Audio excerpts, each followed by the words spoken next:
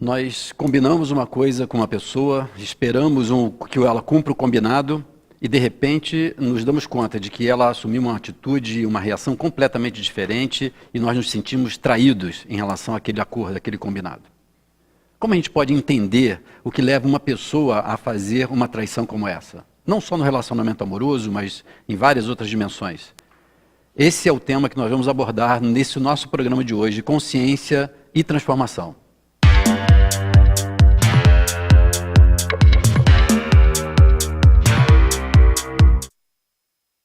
Olá a todos que estão aqui conosco no nosso programa Consciência e Transformação, que nós levamos aqui pelo canal do YouTube da TV Nova Luz, toda sexta-feira, ao vivo, de 11 ao meio-dia.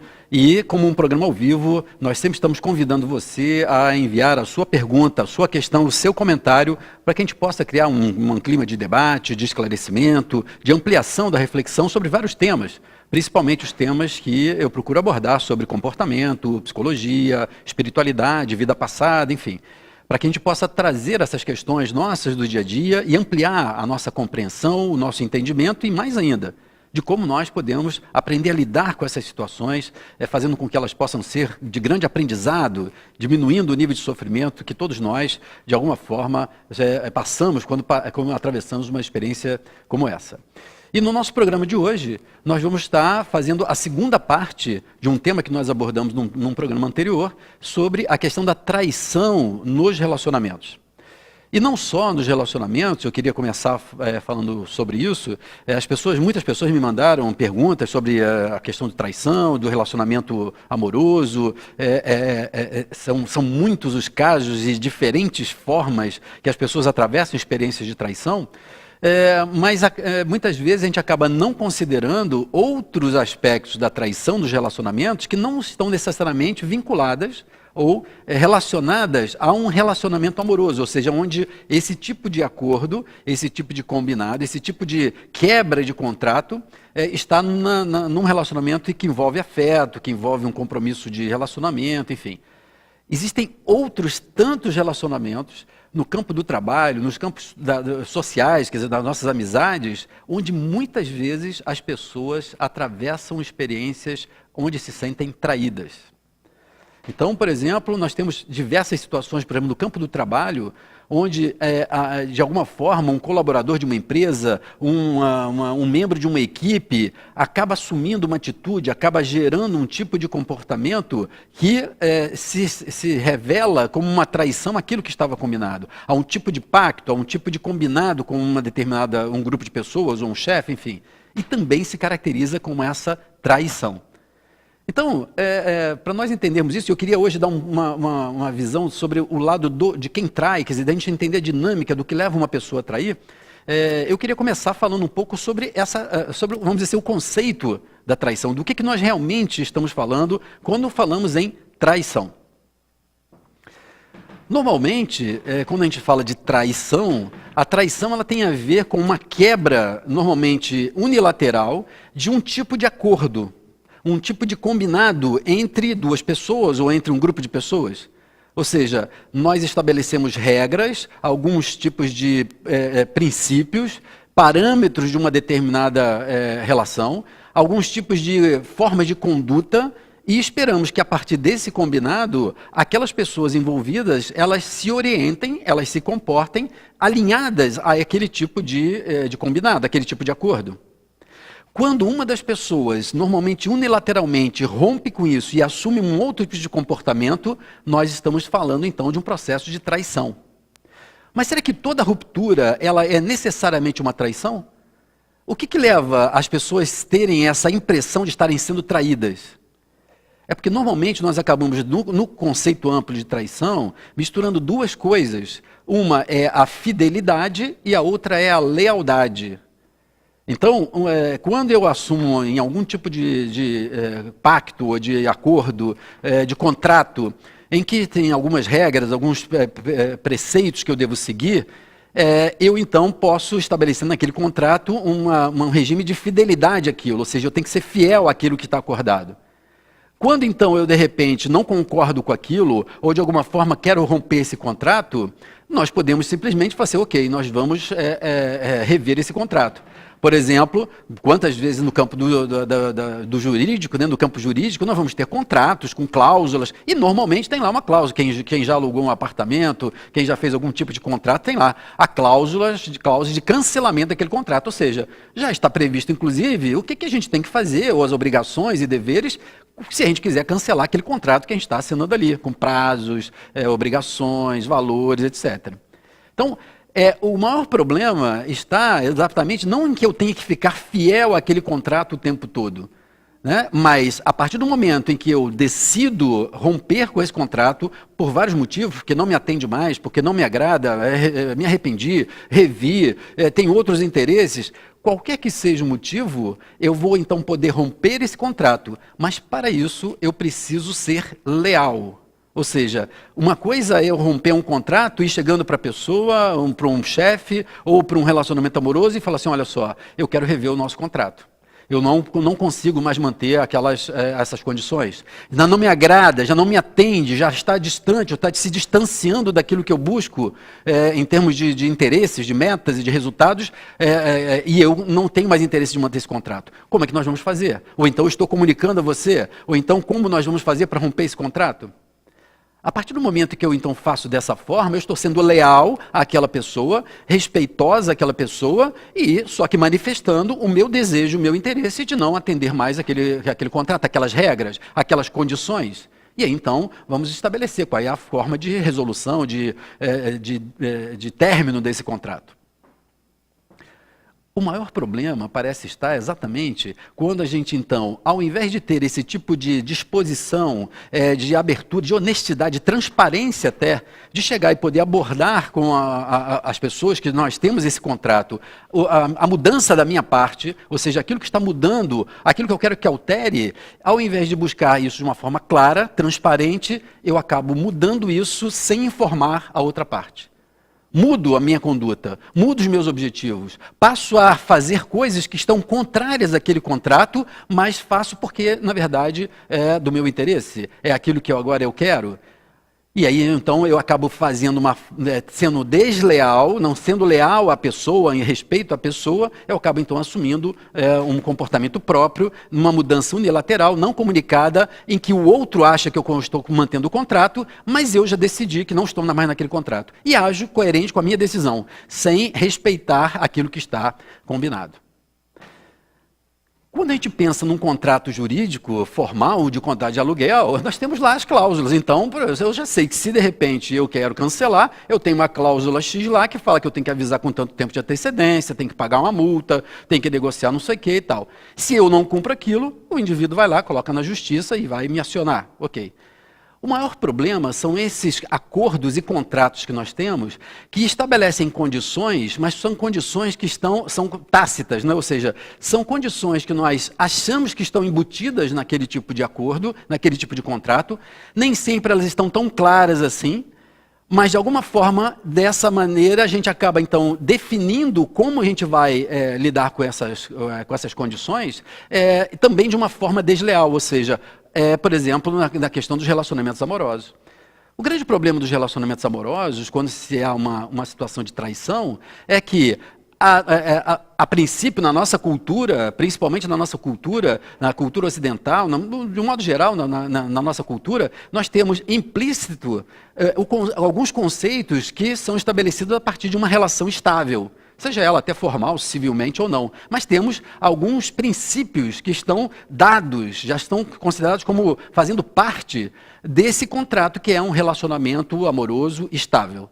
Alguns deles são, por exemplo, a fidelidade, a monogamia, o respeito a determinadas regras em termos de convívio, de coabitação.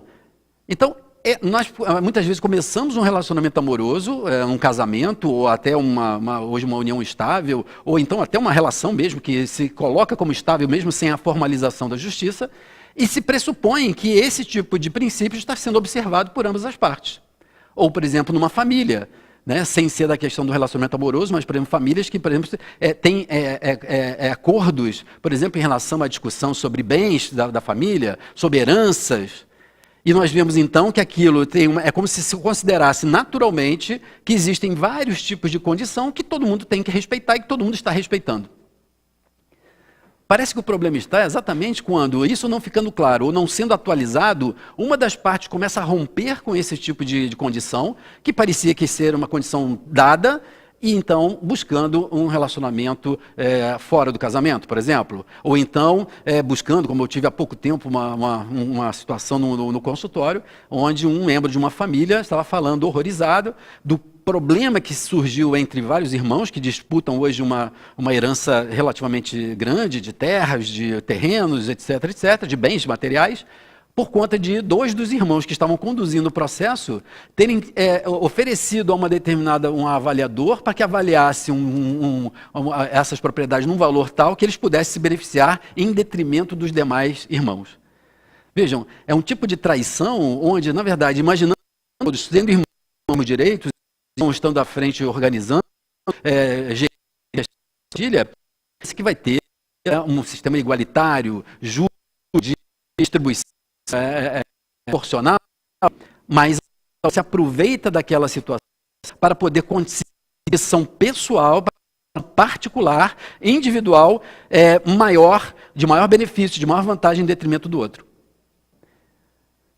Isso é uma coisa importante de nós observarmos na questão da traição. Quando nós procuramos entender a lógica e a dinâmica de quem trai, é que normalmente, né, nós vamos ver um conteúdo de um significativo egocentrismo, às vezes até chegando ao egoísmo. Ou seja, se eu então quero para mim uma determinada vantagem, mas para isso eu vou ter que romper com o contrato, mas eu também desejo manter o contrato, então eu quero manter aquilo que eu tenho de bom do contrato, mas quero também alguma outra coisa, mesmo que fira o contrato. Então eu resolvo ter o quê? As duas coisas. Em termos de relacionamento amoroso, então eu quero manter o casamento, uma pessoa que quer manter, de repente, a estabilidade de uma vida conjugal, filhos, família, ou às vezes até por conta da imagem, né, social, de ter a família montada, a família perfeita, mas quer ter um tipo de aventura, um tipo de relacionamento fora que tenha a dinâmica de um relacionamento além daquele do casamento. Mas isso romperia ou quebraria essa coisa da imagem, da estabilidade. Então, a saída para isso é tentar fazer com que possa permanecer ou manter as duas coisas. Mesmo que então eu tenha que manter no campo do contrato formal esse comportamento obscuro. Ou seja, falta a lealdade que encobre a infidelidade.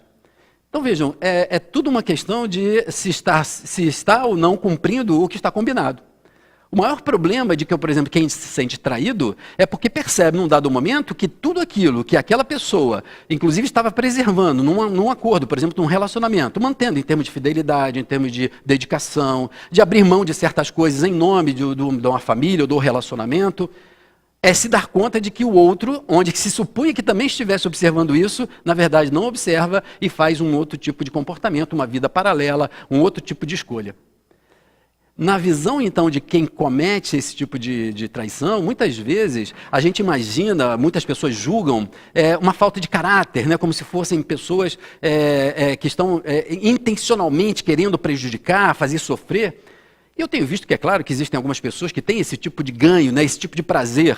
O prazer de estando num relacionamento ou num tipo de contrato, tem o prazer de, por exemplo, estabelecer uma outra relação, ou seja, de terem um ganho, um prazer de serem capazes de manter dois, três relacionamentos, manter esse tipo de comportamento e ninguém sabendo. É como se tivesse um tipo de prazer de como isso demonstra que a gente é mais competente, que a gente é mais esperto, que a gente é mais poderoso, enfim. Esse ganho faz com que, às vezes, essas pessoas sustentem isso para alimentar esse prazer, que também é um prazer egoísta. Mas, algumas vezes, as pessoas promovem e mantêm isso, e elas também, por conta desse interesse de manter essas situações, elas estão divididas de fato.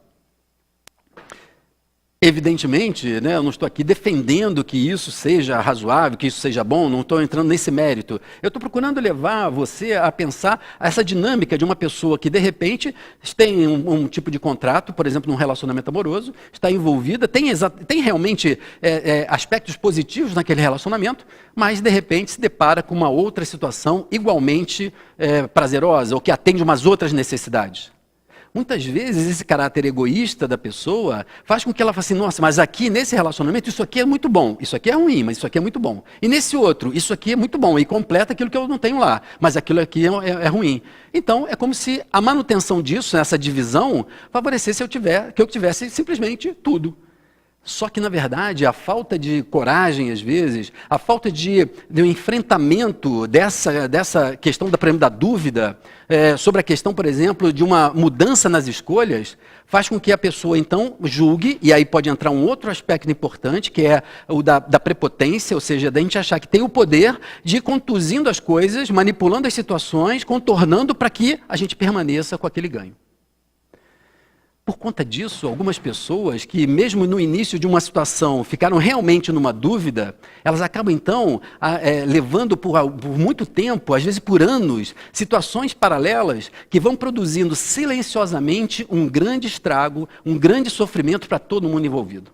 E isso vai gerando em quem trai um sentimento de culpa. Porque, de alguma forma, tem aquela impressão, tem aquela consciência de que tem alguma coisa que está prejudicando a outra pessoa, que a outra pessoa está sendo enganada, né? Tirando aqueles casos em que realmente, como eu falei, que a pessoa tem um prazer nesse tipo de situação onde está, de fato, enganando, muitas vezes, eu diria que talvez a maioria, a pessoa que está nessa situação, ela mesmo sem saber, mesmo tendo prazer nisso, ela está desenvolvendo uma consciência de culpa, porque ela está gerando uma quebra de contrato na sua própria consciência. Não é em relação necessariamente ao outro, mas é em relação à coerência daquela pessoa que, tendo combinado e tendo aceitado, tendo concordado com determinados princípios e critérios, rompe unilateralmente para ter um outro tipo de escolha. Não tem a coragem de assumir uma necessária mudança nessa escolha. Vejam que então isso, muito mais até do que o choque e o sofrimento real que pode causar naquele que está sendo enganado, é um grande problema para aquele que está enganando. Porque apesar de julgar que está contornando a situação, ele está produzindo dentro de si mesmo uma consciência de culpa. E eu costumo dizer que há uma diferença entre a consciência de culpa e a consciência da culpa. Vamos entender isso. Consciência de culpa é quando eu, então, atribuo, quer dizer, eu percebo, eu estabeleço pelo meu comportamento um tipo de desequilíbrio em relação a algum tipo de princípio da minha alma. Então, se a minha alma tem que buscar ser honesta, transparente, coerente, serena, e eu começo então a estabelecer um comportamento que rompe isso, que quebra, por exemplo, os acordos que eu estabeleço, que gera no outro algum tipo de sofrimento deliberadamente pela minha atitude, eu estou desenvolvendo em mim esse desequilíbrio. Isso gera então uma consciência de culpa, ou seja, eu não tenho noção dela, mas ela está estabelecendo um desequilíbrio, às vezes energético, espiritual, em função dessa quebra de contrato. Quando eu passo a ter consciência disso, ou seja, eu percebo então essa relação que de alguma forma tem uma pessoa que está sendo enganada, que pode estar sofrendo, que está criando uma expectativa falsa sobre a minha conduta, eu passo então a ter consciência da culpa. E isso normalmente tem um impacto de levar o indivíduo a uma reflexão mais consistente.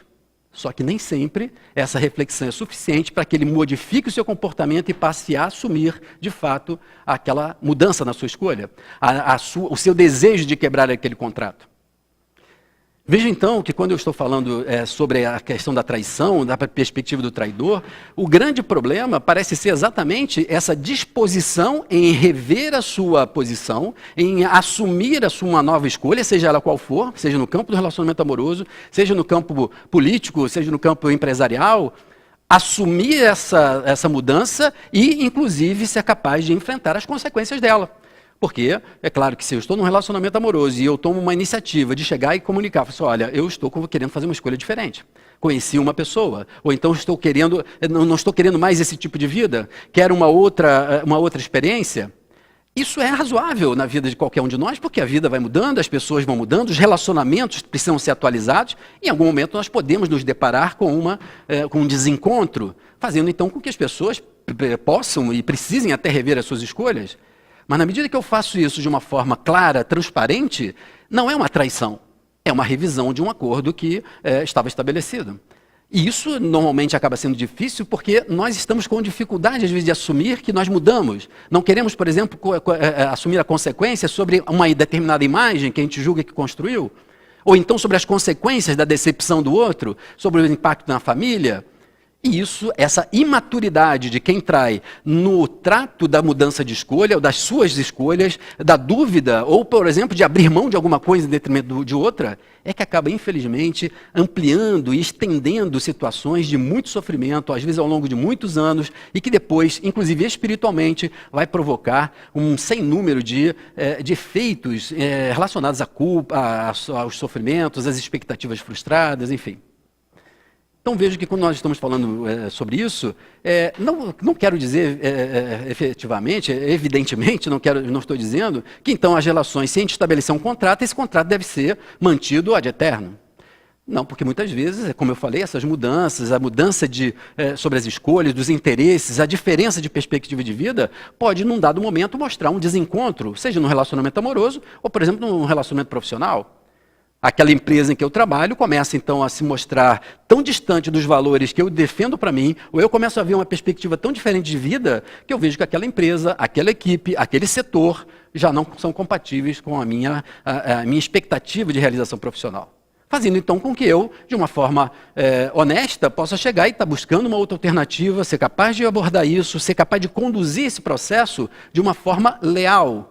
Ou seja, há uma mudança e uma quebra do contrato, mas ela é conduzida de uma forma transparente, honesta, mesmo que isso represente ter que enfrentar situações mais desgastantes, de incompreensão.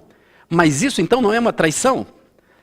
Agora, muitas vezes as pessoas, por conta dessa dificuldade, porque acham que podem ser prejudicadas, podem não ser compreendidas, elas começam então a manter uma aparência de sustentar o contrato, mas começam então, por exemplo, a já buscar uma empresa concorrente. Ou começam, por exemplo, já a fazer um tipo de articulação com outro setor para ser transferido sem necessariamente ser tão aberto.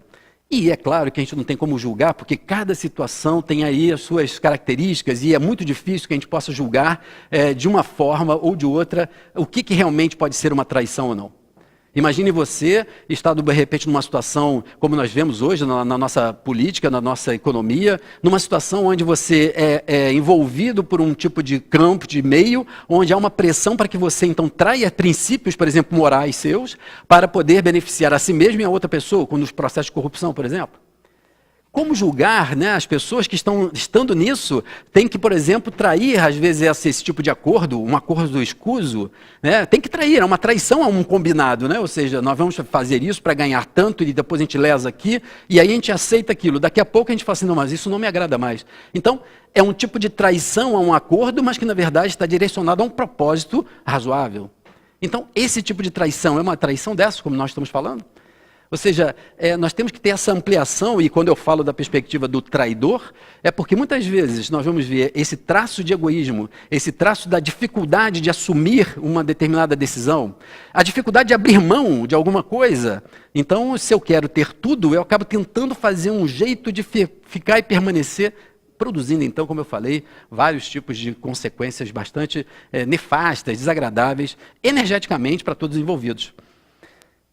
Uma outra coisa que, quando a gente considera essa visão uma visão espiritual do homem, que considera essa dimensão energética, está numa certa ilusão de que algumas pessoas que estão num processo conduzindo um processo de traição, por exemplo, estão traindo, estão enganando alguém, vamos dizer num relacionamento amoroso, estão enganando uma companheira, estão mantendo um tipo de relacionamento extraconjugal.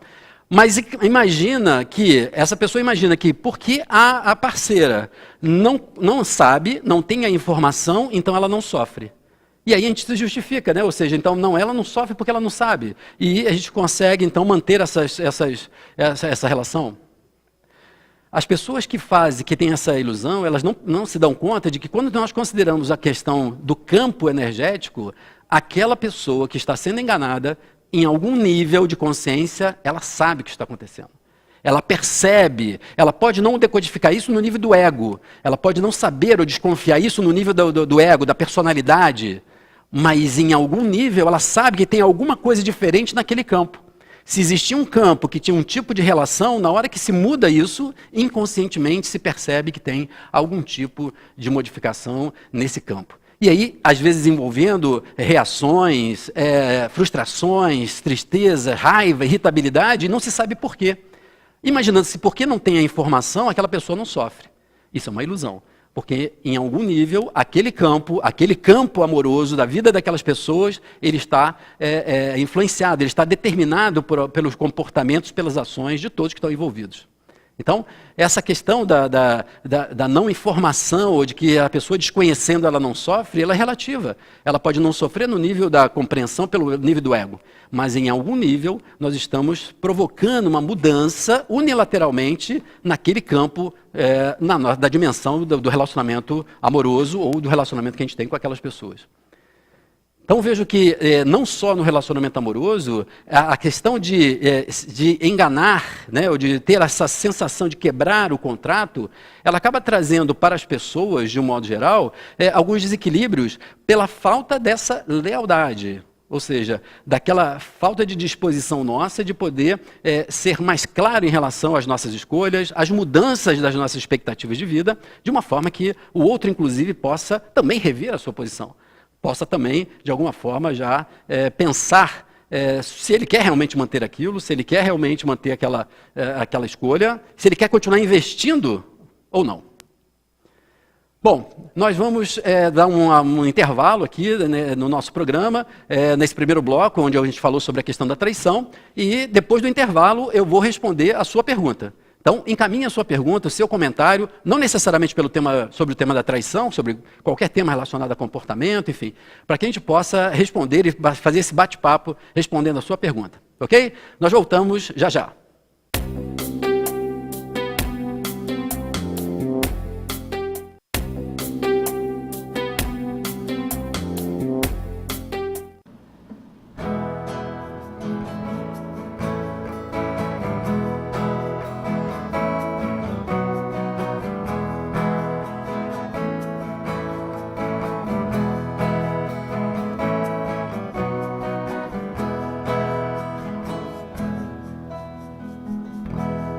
Vários momentos da vida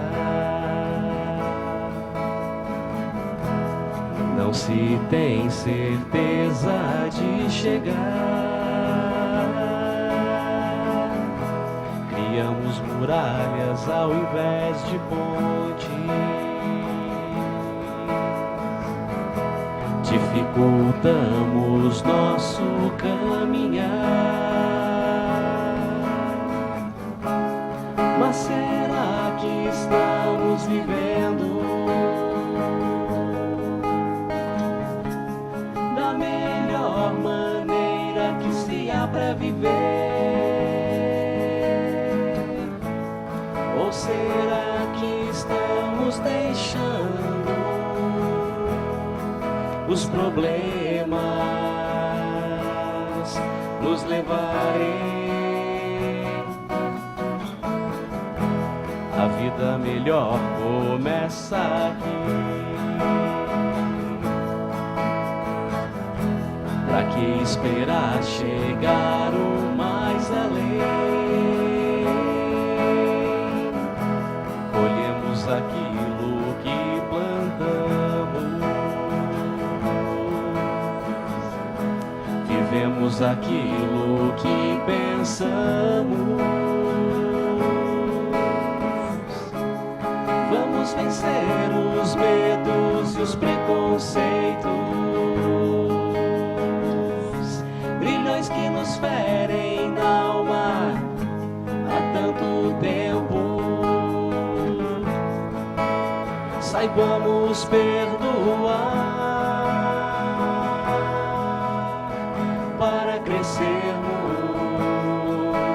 em paz. Abra o seu coração pra magia do amor. Sintonize com o universo, buscando sempre o eterno, renovando atitudes e assim fazer pensar e agir sonhar, cantar e viver o bem.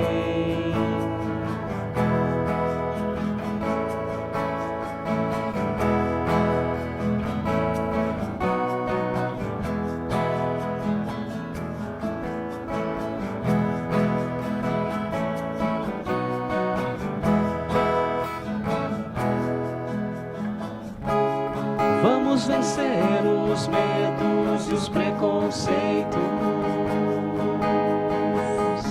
grilhões que nos ferem na alma há tanto tempo. Saibamos perdoar para crescermos em paz. Abra o seu coração pra magia do amor. Sintonize com o universo, buscando sempre o eterno, renovando atitudes e assim fazer pensar e agir, sonhar, cantar e viver o bem.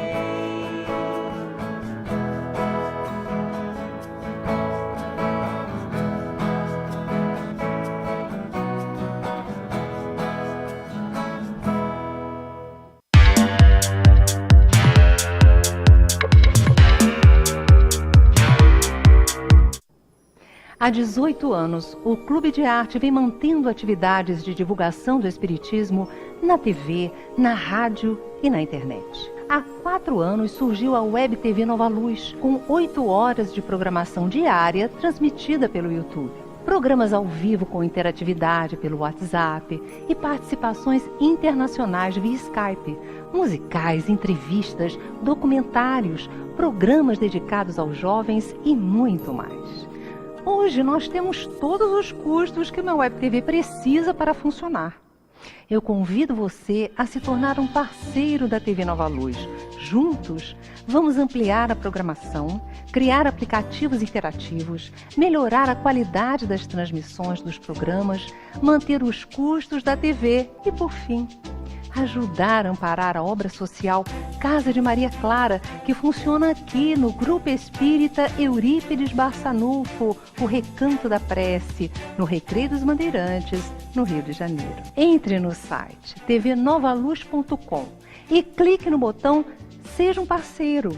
Cadastre seus dados e faça sua adesão por um valor fixo de R$ 15 por mês. E olha, nós estamos preparando uma série de benefícios que iremos divulgar em breve, porque nós queremos que os parceiros participem da TV em programas especiais, ganhem e-books, além de descontos exclusivos na loja Clube de Arte. Eu conto com você nessa parceria.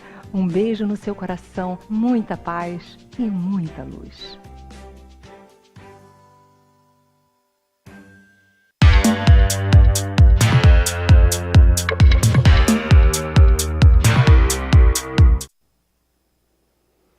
Bom, então nós estamos aqui de volta no nosso programa Consciência e Transformação, um programa ao vivo.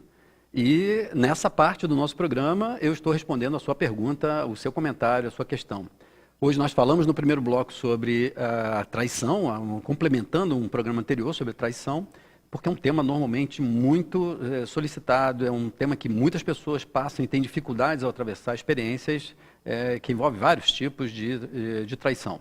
E para você que está assistindo o nosso programa ao vivo e depois quer assistir a reprise, nós temos então uma reprise no canal TV Nova Luz e esse programa ele fica então gravado no canal da TV Nova Luz, no canal do YouTube da TV Nova Luz e no canal do YouTube Milton Menezes. Então, mesmo que você não tenha assistido ao vivo ou quer assisti-lo depois, você pode então acessar os dois canais e poder assistir quantas vezes você quiser, rever, parar, enfim. É sempre uma oportunidade de poder assistir com mais calma, em outro momento, com outras pessoas, né? Então, compartilhe essa informação e nós estamos aqui para poder ouvi-lo. Agora, nesse momento, é o momento da gente poder responder as perguntas que vocês estão mandando. Envie a sua pergunta, nós temos já algumas perguntas aqui, várias perguntas, mas mande a sua pergunta, mesmo as perguntas que eu não consiga responder agora, pelo tempo ou qualquer motivo, a gente seleciona essas perguntas e hoje nos programas gravados, ou então às vezes num programa específico de respostas, nós vamos atender e vamos responder a sua pergunta. Então, não deixe de mandar a sua questão. Quero agradecer a todos que já estão mandando aqui os vários bons dias e saudações, a todos vocês também, muito obrigado, eu fico muito feliz de poder estar junto de vocês nesse nosso programa. Elizabeth Santos faz um comentário muito interessante. A traição é tão dolorosa como um luto. É verdade, Elizabeth. Por que nós temos essa sensação, e quando passamos e temos a sensação de termos sido traído, é semelhante a um luto? Porque, de fato, é a morte de alguma coisa que estava, da nossa parte, investida naquele contrato. No caso de relacionamentos amorosos, normalmente eu costumo falar que nós estabelecemos um relacionamento amoroso e nós estabelecemos o que eu chamo de o projeto. Nós estabelecemos um projeto de futuro, então com aquela pessoa, com uma sequência, mais velhos, com filhos, com uma casa, com não sei o quê, enfim, criamos um tipo de projeto e estabelecemos esse projeto na linha do tempo para o futuro, colocamos essa projeção. Quando de repente, num dado momento, nos deparamos de que a outra pessoa ela quebra esse contrato, esse projeto ele começa a ruir, fazendo então com que a gente tenha que rever esse projeto. As dificuldades das pessoas, na maioria das vezes, está em realmente admitir que vai ter que abrir mão também do seu projeto em função do outro não estar mais participando, do outro não se encaixar mais nesse nosso projeto. Então, há de fato um luto, porque é a morte de um projeto, de uma expectativa que a gente tem que rever, às vezes, a duras penas. Mas a questão é, por que então a vida também está nos colocando numa situação como essa? O que será que a gente então precisa aprender e desenvolver a partir disso? Talvez das expectativas excessivas que a gente coloca num projeto? Talvez nas expectativas que nós colocamos excessivas na capacidade de alguém atender ou manter um determinado tipo de promessa, quando na verdade essa pessoa verdadeiramente não seja capaz de manter? Quer dizer, aprendemos também sermos capazes de desenvolver às vezes uma questão do amor próprio. Então, há um luto porque realmente há uma perda. Nesse momento o projeto ele rui. Eu costumo dizer que é um castelo de areia que então a gente começa a perceber que a onda ao bater, ela faz o projeto desmanchar. Mas a gente fica às vezes tentando manter aquele projeto, tentando refazer o castelo de areia. Com alguns clientes eu costumo inclusive de estabelecer um tipo de tarefa, né, quando passam por uma situação como essa, que eu chamo a operação desmonte castelo de areia. Ou seja, é preciso às vezes voluntariamente, intencionalmente, conscientemente desmontar esse projeto, porque ele demonstra, num dado momento, que não vai ser acompanhado pelo outro. Mesmo que a gente consiga perdoar o outro, recomeçar, e pode ser até melhor, um projeto até melhor, mas não, com certeza não vai ser mais aquele projeto anterior. Por quê? Porque o outro acaba de revelar uma faceta, uma nuance do seu comportamento. Nós temos uma clareza agora sobre esse contrato que tem que ser incluída nesse novo projeto. Como na maioria das vezes é difícil as pessoas conseguirem esse nível de perdão, é preciso então refazer o projeto como um todo. E nesse momento nós temos que elaborar um luto, uma perda de algo que nós tínhamos uma expectativa de duração maior, ou de um atendimento de uma necessidade ao longo do tempo. E então a experiência é de um luto necessário. A questão é que como todo luto, como toda perda, como acontece com a perda de uma pessoa, de um ente querido, nós temos um prazo e um tempo razoável para trabalhar esse luto, para depois então recomeçar a vida. Porque se nós nos mantemos muito nesse luto, nós também estamos agora comprometendo a nossa própria vida, os nossos próprios projetos de vida, por conta daquele contrato que foi rompido daquela forma. Então, é importante também aproveitar essa experiência para um amadurecimento nosso, da nossa consciência, da nossa alma. Mas obrigado, Elizabeth, pelo seu comentário. Já vi que tem outros comentários seus aqui, a gente vai comentando conforme vocês vão mandando. Aragão Coimbra, fala a verdade, Elizabeth, e sempre dolorosa, porque na maioria das vezes não vem de inimigos. Essa é uma colocação muito interessante, Aragão. E eu vou colocar aqui também o outro comentário que você faz: honestidade com o outro e com nós mesmos é essencial em um relacionamento. Esse é um aspecto fundamental, né? A honestidade com o outro e com a gente mesmo, como eu falei, né? Ou seja, um dos maiores problemas em relação a, por exemplo, quem trai, é não estar sendo honesto com ele mesmo, porque de alguma forma, se eu tenho um contrato, estabeleci um contrato, mesmo que seja um contrato que não está, como num relacionamento em que não tem todas essas cláusulas tão claras como um contrato jurídico, nem faria sentido. mas que eu estabeleço e aceito, né, esse tipo de contrato, quando eu rompo unilateralmente, eu estou deixando de ser honesto comigo mesmo, né, com a coerência de manter-se num relacionamento, ou de atender uma determinada, um conjunto de critérios, porque o outro também está funcionando com essa base. Então, deixa de ser honesto com o outro, porque nós estamos rompendo unilateralmente, o outro continua mantendo fiel aquelas condições, mas eu simplesmente resolvo não seguir mais aquelas condições. Então, eu não estou sendo honesto com o outro, porque estou rompendo, mas não estou sendo honesto comigo mesmo. Porque na medida que eu, então, naquele momento, assumir que quero seguir esses critérios, quando eu rompo, eu estou deixando de ser honesto comigo mesmo. Ou seja, honesto com, quer dizer, eu quero uma outra coisa, eu quero uma coisa diferente, eu quero mudar de direção, e isso é razoável, veja bem, né? Todos nós, em algum momento, podemos escolher, ou estar revendo nossas escolhas, nossos interesses. A questão é sermos honestos o suficiente, não só com a nossa própria escolha, e assumirmos isso com integridade, porque um dos aspectos da traição é a integridade, sermos íntegros. Porque quando nós não somos íntegros, quer dizer, inteiros, a gente vive dividido. Então tem uma parte minha que finge atender o contrato e tem uma outra parte que finge que não atende. Quer dizer, então eu fico dividido nesses casos, né? Mas isso é interessante que você fala também sobre a questão de não ser de um amigo, de um inimigo, né? Ou seja, por que normalmente é uma traição? Porque a gente julga e espera que aquela pessoa esteja cumprindo o que está combinado. E nós ficamos tão focados, às vezes, num objetivo comum, que a gente não percebe que o outro, de repente, já está fora. A gente tem uma expectativa de que o outro está no lugar que ele sempre esteve, e não está. Ou seja, é uma pessoa que, então, não tendo uma oposição muito clara, nos surpreende, então, assumindo uma posição completamente antagônica e tão desagradável. Eu vou, em vez de só seguir, eu vou ver aqui ao longo de algumas perguntas, alguma que possa, de repente, me chamar a atenção. O Aragão coloca aqui uma outra pergunta que eu também achei interessante. Quando somos traídos por inveja, geralmente amigos invejosos, somos caluniados. Qual a decisão certa a se tomar? Devemos nos defender ou silenciar? Essa situação existe muito em trabalhos voluntários. Aragão. Porque a gente fica imaginando às vezes, né, que o trabalho voluntário, porque ele está destinado a um objetivo altruísta, de benevolência ou de benemerência, né, que ele então pressupõe que as pessoas envolvidas estejam seguindo os princípios, os preceitos voltados para o bem, voltados para valores espirituais, valores altruístas. Só que isso não é verdade. Por quê? Porque nós estamos falando da natureza humana.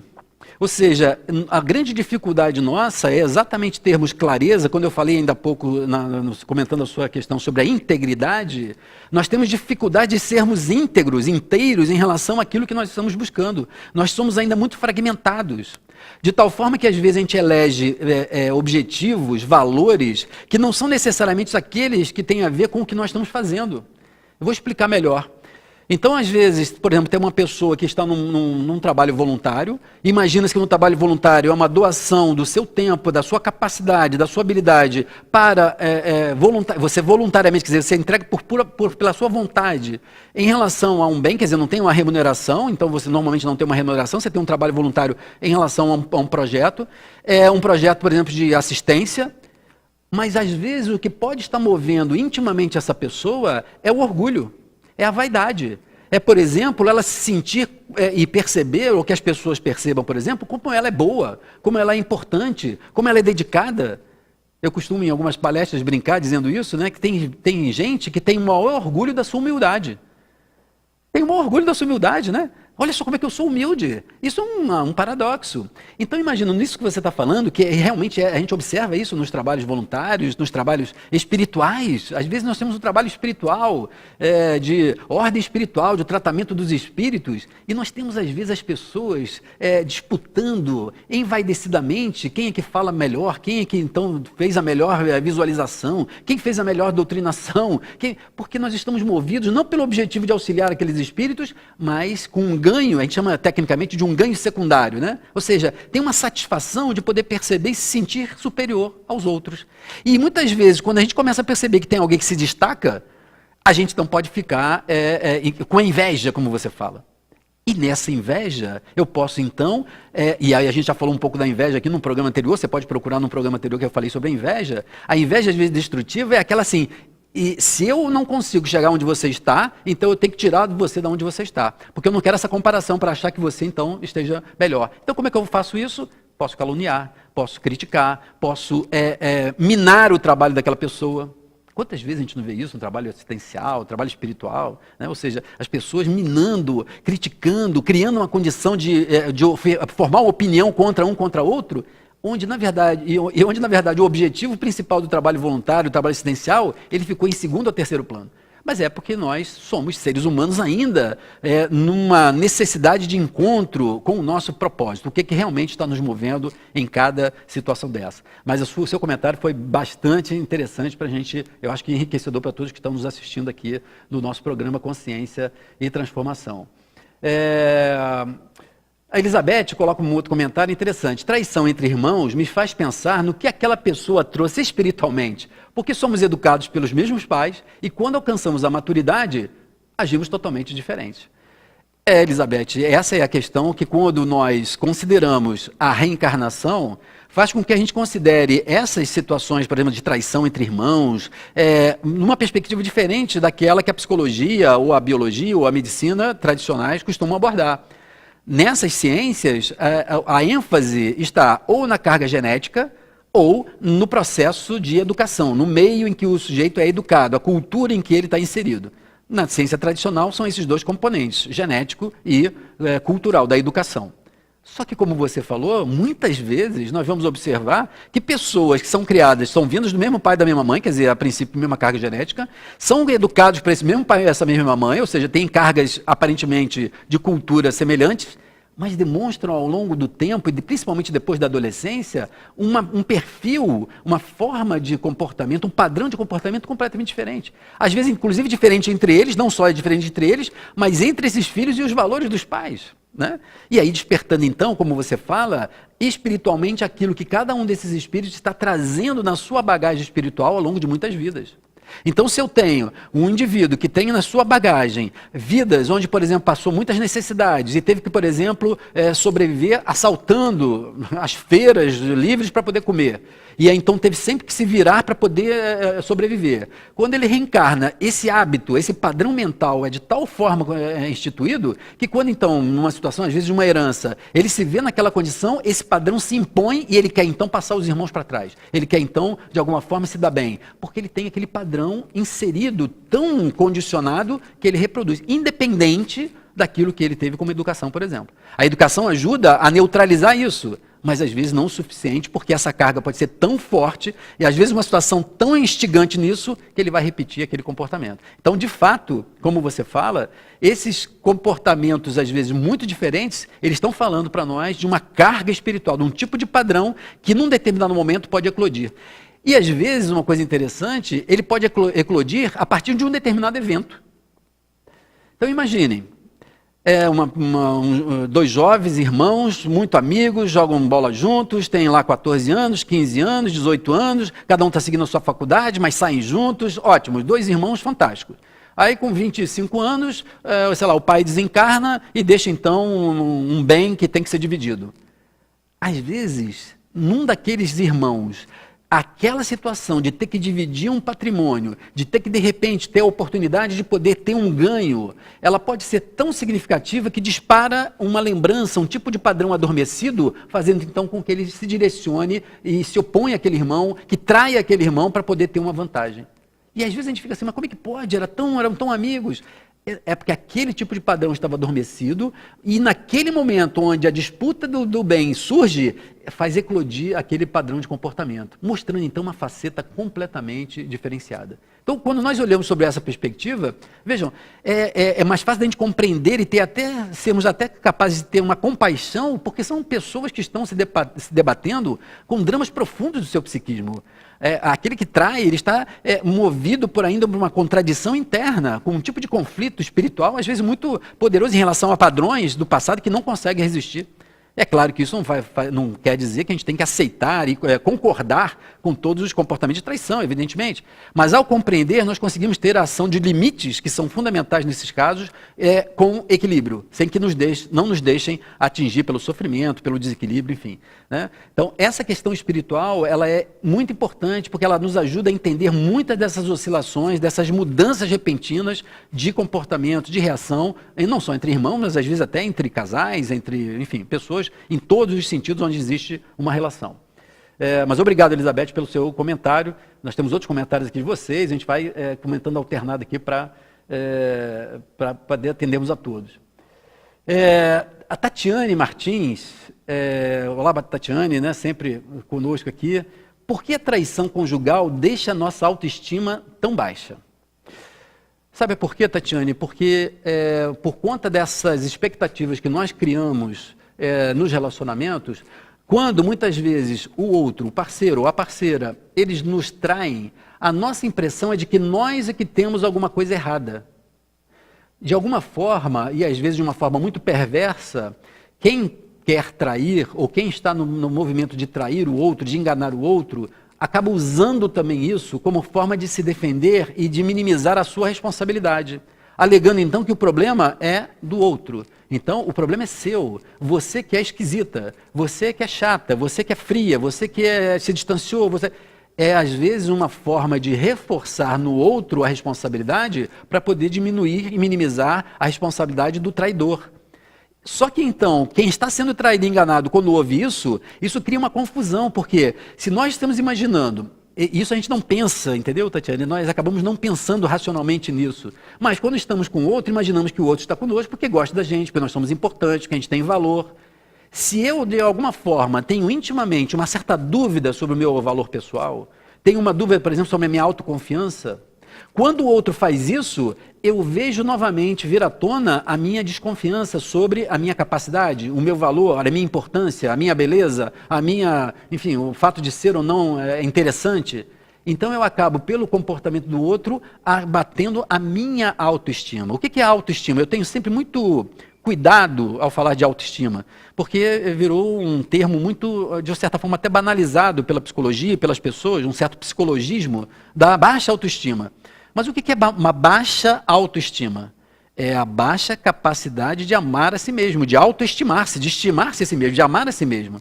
Então, se eu não me amo, ou seja, se eu não consigo desenvolver um nível de amor próprio suficiente, eu vou lidar com isso achando que realmente o outro não está tomando essa decisão, não porque, por exemplo, ele é egoísta, não porque, por exemplo, ele resolveu mudar de vida, mas eu vou atribuir a mim algum tipo de deficiência que justifique aquele comportamento. É como se eu, então, estivesse alguma coisa de errado. Nessas horas, nós acabamos, então, desenvolvendo uma crença inconsciente de que nós é que temos algo errado. Nós é que não fomos suficientemente bons para poder atender, o que é uma ilusão. Né? Uma reação dessa deve levar você e a todos nós que passamos por isso a uma reflexão assim, peraí, mas por que então eu estou achando que eu que tenho um problema? Qual é o tipo de problema que eu poderia ter? E aí a gente acaba achando, vai ver que eu tinha que ter sido mais presente, eu tinha que ter feito mais carinho, eu tinha que ter dado mais atenção. Isso é uma ilusão, porque se você pudesse ter feito isso, você tinha feito. Mesmo que você hoje reconheça que isso talvez tivesse enriquecido a relação, não há garantia nenhuma que, tendo ou não feito isso, aquela pessoa teria tomado uma outra atitude. Muitas vezes, a nossa própria prepotência, vamos dizer assim, faz com que a gente ache que nós é que estamos causando aquilo. Ou seja, porque eu então é que tenho o poder de definir o que está acontecendo. Então, se está acontecendo, é alguma coisa que eu fiz ou deixei de fazer. E muitas vezes não é. Às vezes é muito mais o outro tentando encobrir a sua escolha e as consequências dessa escolha, e ele atribui a nós de uma forma perversa. E aí a gente entra nessa lógica. É preciso ter esse tipo de discernimento, né? Mesmo que seja alguma coisa, volto a dizer, que você tenha percebido que podia ter feito, que talvez enriquecesse a relação, tome isso como um exemplo, como um aprendizado para a próxima relação, ou com o seu próprio parceiro, ou com um outro parceiro que você venha a ter, uma outra relação qualquer. Mas se cobrar como sendo isso o causador daquilo, e mesmo que seja, né, vamos dizer que de alguma forma você reconheça que tenha cometido um erro, né, de fato, e que esse erro levou o outro a falar assim, não, isso aqui eu não aceito. E ele faz uma escolha diferente. Ok. Então, se eu reconheço isso, eu tenho que também ser capaz de me perdoar, porque se eu fiz aquilo, cometi aquele erro, de alguma forma eu achei que aquilo era melhor. Enfim. Então, se eu também não sou capaz de me perdoar, eu vou ficar me culpando, achando que eu tinha que ter feito diferente, quando, na verdade, isso teria sido impossível. Então, essa questão da autoestima, a gente tem que tomar cuidado ao fazer essas convicções, porque elas normalmente pressupõem o outro colocando em nós uma responsabilidade que não é só nossa. Num problema de traição, de relacionamento, sempre há uma corresponsabilidade. Nós temos que reconhecer a nossa parte, mas também existe a parte do outro, né? Então, nós temos que ter cuidado para não nos deixar levar por esse tipo de crença. A Tatiane também fala assim, o que fazer para se recuperar da decepção? Então, Tatiane, e todos que estão nos assistindo, eu fiz um programa, vocês podem procurar no canal do YouTube Milton Menezes ou do TV Nova Luz, sobre isso, né? A decepção, a ingratidão, a frustração. A questão é justamente a gente ser capaz de ajustar a nossa expectativa. Nós nos decepcionamos quando a gente se depara com uma realidade que é muito diferente da expectativa que a gente tinha daquela realidade. Então, se nós estamos falando de relacionamento amoroso, eu crio uma expectativa de que o outro seja, que o outro faça, de que o outro seja de uma tal forma, e aí, de repente, eu me deparo com aquele comportamento que coloca por terra, abala totalmente, me decepciona, porque ele mostra que não é nada daquilo que eu imaginei. Então, a saída da decepção é poder realizar que nós estávamos com uma expectativa, o outro mostra a realidade. E nós temos que, então, perceber que talvez a nossa expectativa que tivesse sido superdimensionada, que o outro está mostrando aquilo que é real. Todos nós temos facetas que, num dado momento, nós podemos mostrar e depois, de repente, mostrar um outro lado. Todos nós fazemos isso. Isso ainda é da nossa condição de falta de uma integridade, né? de uma inteireza psíquica. Sair da decepção é reconhecer que todos nós somos capazes de fazer isso, e o outro também. Então a gente ajusta a nossa expectativa, e aí a partir daí, quando a gente fala de relacionamento amoroso principalmente, a pergunta mais difícil é que vem depois. Ok, ele é assim, ela é assim, então eu quero e consigo conviver com isso ou não? Porque aí o ajuste da expectativa faz com que a gente, lidando com a realidade, a gente possa fazer uma escolha mais lúcida. Se aquilo, então, me faz bem, então eu sou capaz de continuar. Se aquilo não me faz bem, então talvez eu tenha que colocar um limite para isso. Então, o ajuste da decepção é fazer e entrar em contato com a realidade. Elaborar que a realidade é diferente daquela que a gente esperava. Quando a gente consegue fazer isso, nós somos capazes, inclusive, de perdoar. Porque a gente sabe que o outro é assim, como nós. E que aquele erro tem a ver com isso. Isso nos leva, às vezes, a ser mais flexíveis na hora de, por exemplo, estabelecer um processo, uma possibilidade de perdão. Ok? Mas obrigado pela sua participação. Consolata Batista, gostaria de saber o que o Espiritismo fala sobre depressão pós-parto. Meu filho foi planejado. Eu estou imaginando aqui, Consolata, que você fala que, apesar de ter sido planejado, talvez você mesmo tenha passado por uma depressão pós-parto, né? Eu vou falar aqui rapidamente sobre esse tema, dentro da experiência que eu tenho clínica de tratando pessoas e mulheres, nesse caso, que trouxeram quadros depressivos relacionados ao pós-parto, né? Veja bem, quando nós consideramos essa realidade espiritual, e mais do que a realidade espiritual, a lógica da reencarnação, como eu falei ainda há pouco aqui, desses eventos que às vezes trazem comportamentos diferentes, inadequados ou desproporcionais, nós vemos que muitas vezes um evento na vida pode trazer lembranças e reações antigas de experiências passadas. Então, muitas vezes, um parto, mesmo tendo sido planejado, mas a experiência do parto, estar diante da responsabilidade de criar um filho, ou então, às vezes, associado a uma lembrança de um pós-parto, onde houve, por exemplo, uma morte, pode fazer com que a mulher desenvolva uma lembrança e uma reação hoje de um abatimento, de uma apatia, porque ela está revivendo uma situação que não é atual, mas um conteúdo muito forte, que tem muita carga do passado.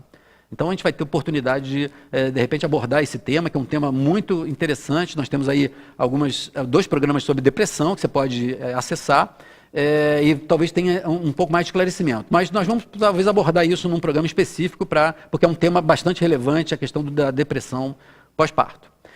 Bom, eu queria... nós estamos encerrando, né? Ou seja, tem algumas perguntas aqui, mas nós estamos pensando até agora começar a reduzir um pouco o primeiro bloco, a partir do próximo programa talvez a gente reduza, para poder ter mais tempo para as perguntas. Vocês podem mandar mais perguntas e a gente ficar mais nessa troca, que é sempre muito interessante, para mim é muito enriquecedora e espero que para vocês também. Eu quero desejar a vocês uma ótima semana. Que nós possamos estar juntos no próximo programa Consciência em Transformação, aqui na TV Nova Luz, na sexta-feira que vem. E para você que queira rever o programa, você pode acessar o canal da TV Nova Luz no YouTube, ou então o canal Milton Menezes, e rever todos os programas que nós temos falado sobre os comportamentos. A todos vocês, muita paz e até o nosso próximo programa.